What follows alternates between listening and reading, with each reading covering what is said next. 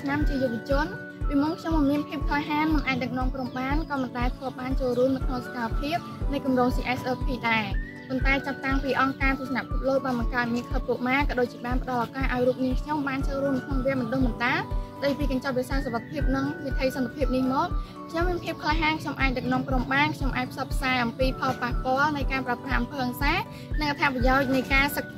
រៀនសូត្រផងបានដែរហើយខ្ញុំក៏អាចជួយសហគមន៍របស់ខ្ញុំបានជាច្រើនយ៉ាងទៀតតាមរយៈគម្រោង CSRP ជាចុងក្រោយខ្ញុំសូមអរគុណអង្គការទស្សនពិភពលោកដែលបានផ្ដល់ឱកាសឲ្យខ្ញុំចូលរួម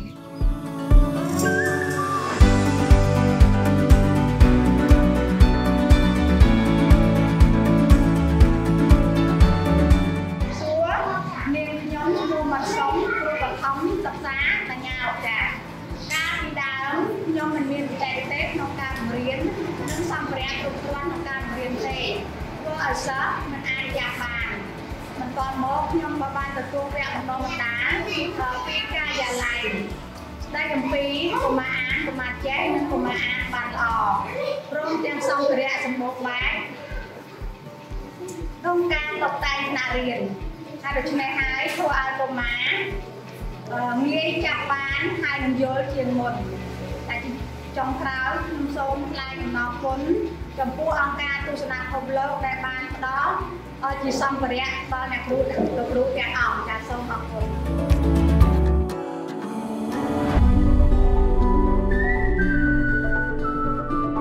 ខ្ញុំបាទឈ្មោះសុភាពជាបុគ្គលិកកម្មវិធីតំបន់ស្រុកសន្ទុកអរគុណអ្នកជំនុំរងដែលនៅតែបន្តគាំទ្រជួយដល់កុមារនិងសហគមន៍របស់ពួកយើងខ្ញុំតាមរយៈការអនុវត្តគម្រោងកន្លងមក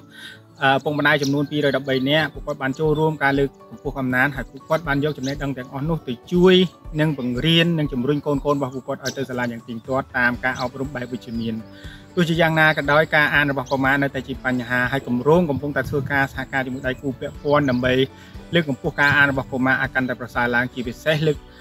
កទឹកចិត្តឲ្យពុកម្ដាយពួកគាត់បានចូលរួមការលើកកម្ពស់អំណាចរបស់កុមារនៅឯផ្ទះផងដែរអរគុណ